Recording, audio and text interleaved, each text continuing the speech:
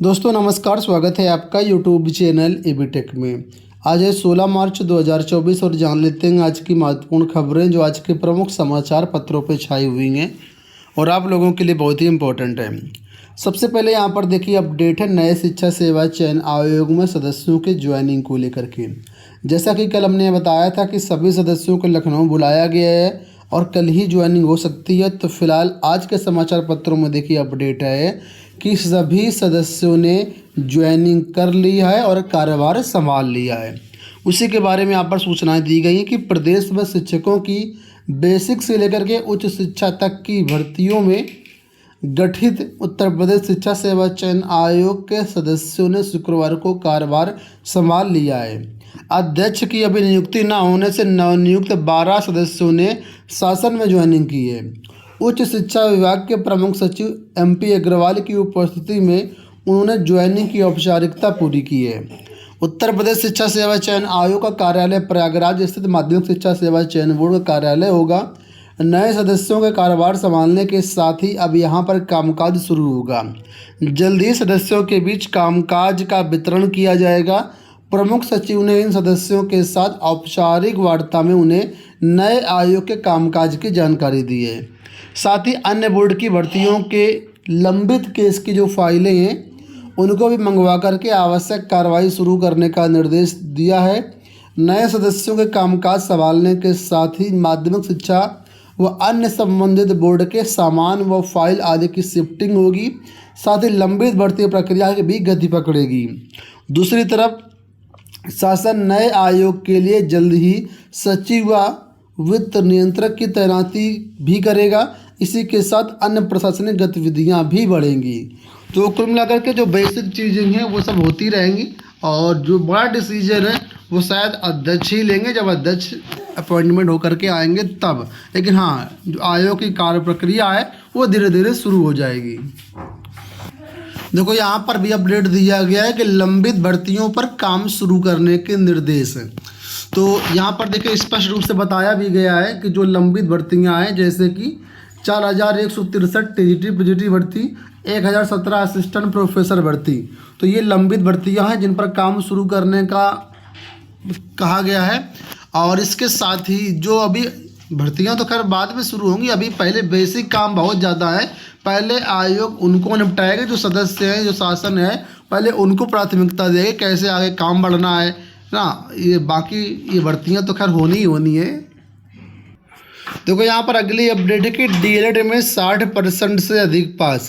PNP की तरफ से शुक्रवार को DLED द्वितीय और चतुर्थ सेमेस्टर का परिणाम जो है जारी कर दिया है।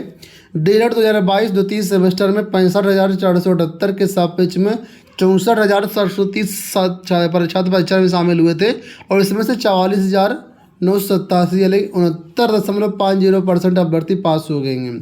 इसी प्रकार DLED 2021 चतुर्थ सेमेस्टर में पंजीकृत 76,000 अभ्यर्थियों में से करीब जो है 45,000 अभ्यर्थी यानी 60% अभ्यर्थी पास हुए हैं।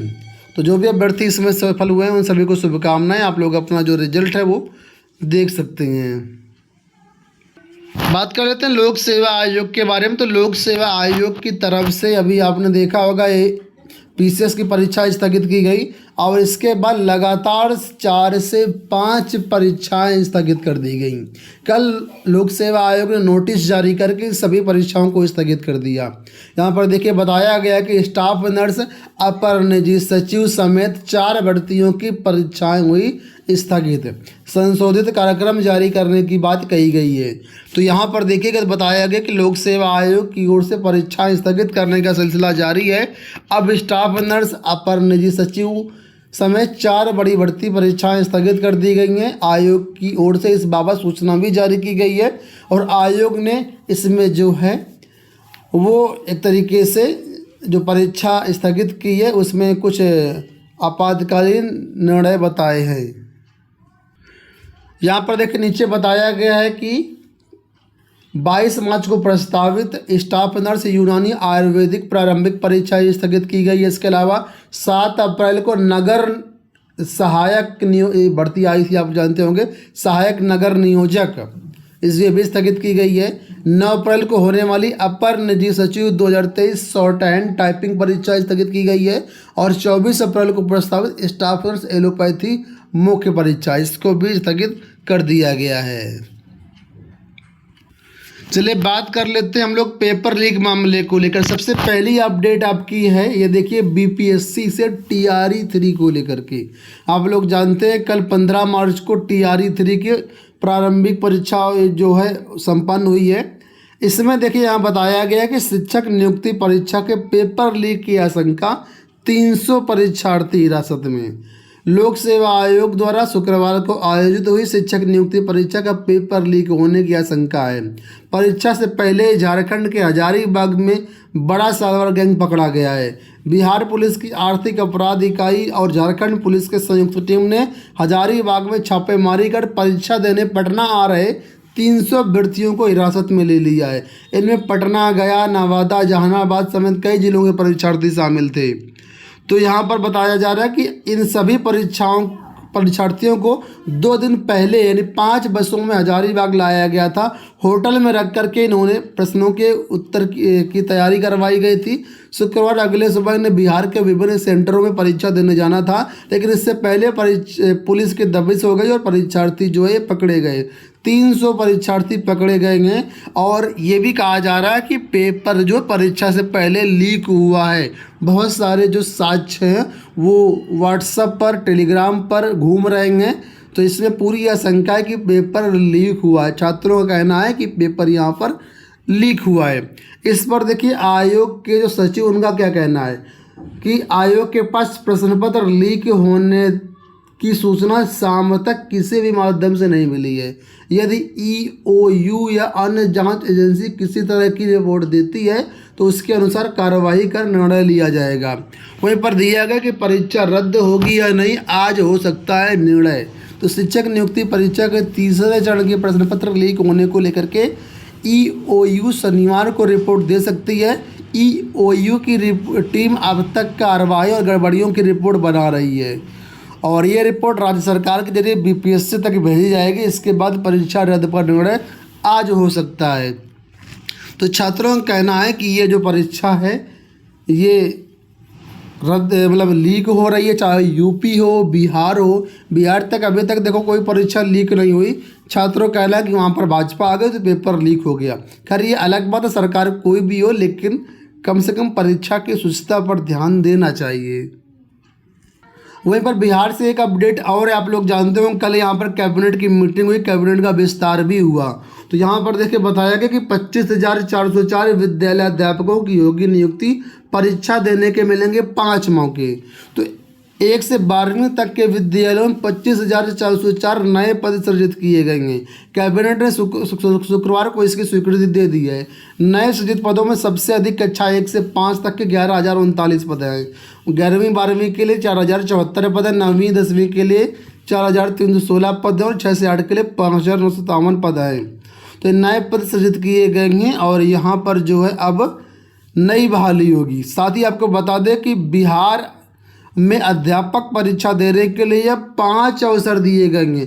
पहले 3 अवसरों का प्रावधान था, लेकिन अब इसमें बैठक में मंजूरी देकर के इन अटेम्प्ट को 5 कर दिया गया है। तो जैसे कि उम्मीद थी कि 3 अटेम्प्ट 5 हो सकते हैं, तो कुल मिलाकर के अब आप 5 भर्तियों में शामिल हो सकते हैं बीपीएससी की। सिपाही भर्ती पेपर लीक मामले को लेकर के बड़ा खुलासा हुआ है। यहाँ पर जो पेपर लीक है उसकी पूरी जानकारी आ चुकी है।